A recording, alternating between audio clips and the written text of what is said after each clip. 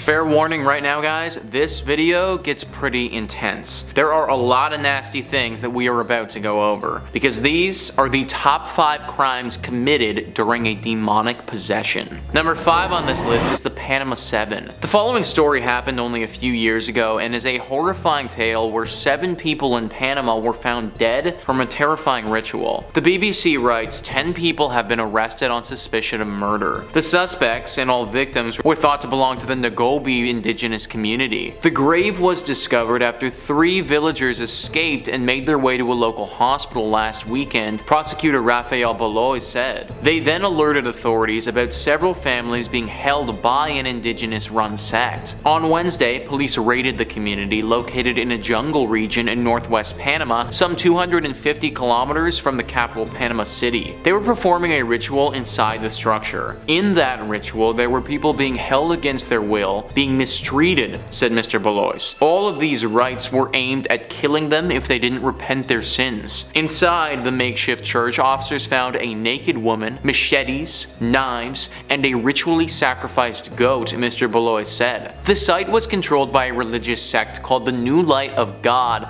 believed to have been operating in the region for about 3 months. According to Mr. Balois, the kidnapping and torture started last Saturday after one of the members claimed to have received a message from God. The victims were then kidnapped from their homes, beaten, and killed.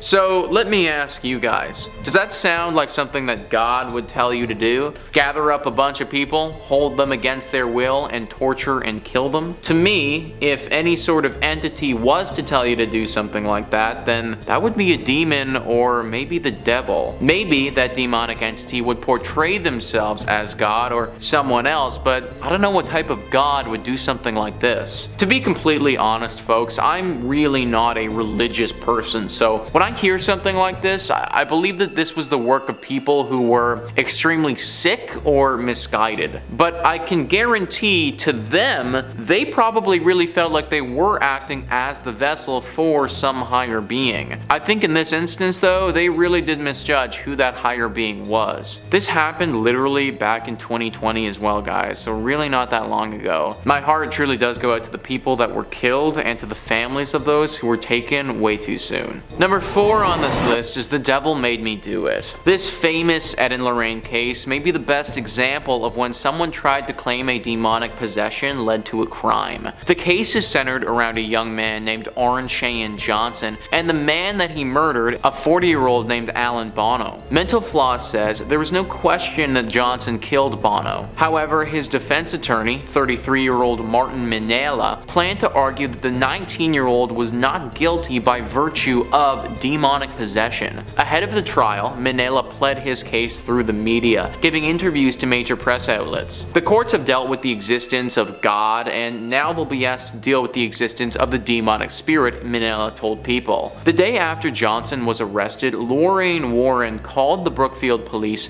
and blamed the killing on a demon. Johnson didn't actually say the devil made him do it, he only claimed that he didn't remember stabbing Bono. However, according to the testimony of an officer on the scene, Johnson did tell the police, "I think I hurt someone." Now, this defense didn't actually work out for Johnson. He was inevitably convicted of first-degree manslaughter and sentenced to 10 to 20 years in prison. However, he didn't serve nearly that many and was released after less than 5 years for being a really good prisoner. In my opinion, I kind of doubt that this guy was actually under the influence of a demonic possession, and clearly the jury, they felt the same way. That being said though, he did seem pretty committed to that story during the trial, so I suppose it's something to consider. Number 3 on this list is Manuel Vela. Several years ago, Manuel Vela killed his pregnant girlfriend. It was a brutal murder and an incident which climaxed in a police chase where he was finally captured. Many people obviously asked the question,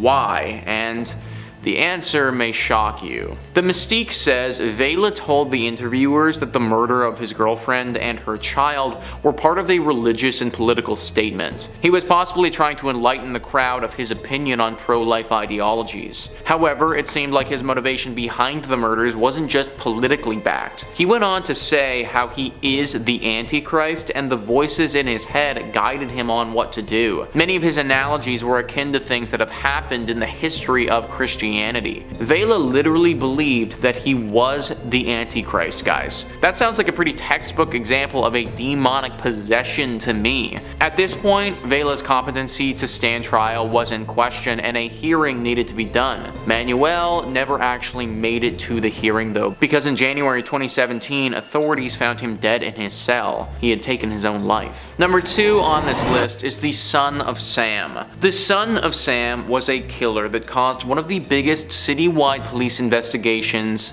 ever. Ranker says New York City during the summer of 1976 was a hotbed of anger, frustration, and fear, and David Berkowitz, aka the Son of Sam, didn't help the matter by killing 6 people and wounding 7 others in the span of 1 year. After his arrest, Berkowitz told police that he was under the control of a demon named Harvey who inhabited his neighbor's dog and implored him to kill people. Once, during a 3-month break from his murder spree, Berkowitz wrote the New York Post to say, "I am still here like a spirit roaming the night, thirsty, hungry, seldom stopping to rest." After being incarcerated, Berkowitz received a sentence of 365 years in prison, by the way. He became a born-again Christian, but he still believes that the devil and God are fighting for possession of his soul. No wonder this guy got 365 years. Not only did he kill 6 people, but to write to the Times saying that he's still thirsty and hungry?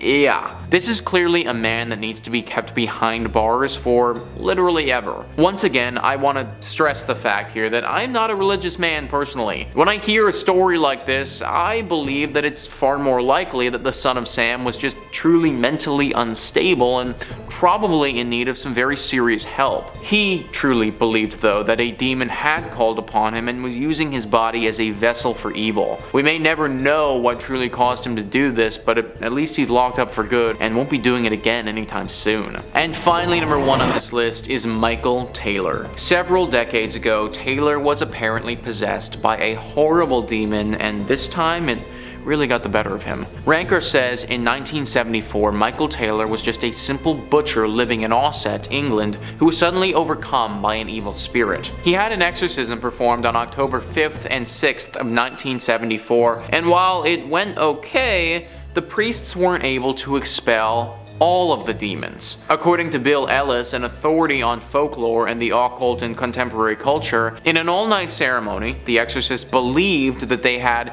invoked and cast out at least 40 demons, including those of incest, bestiality, blasphemy, and lewdness. At the end, exhausted, they allowed Taylor to go home, although they felt that at least 3 demons, insanity, murder, and violence, were still left in him.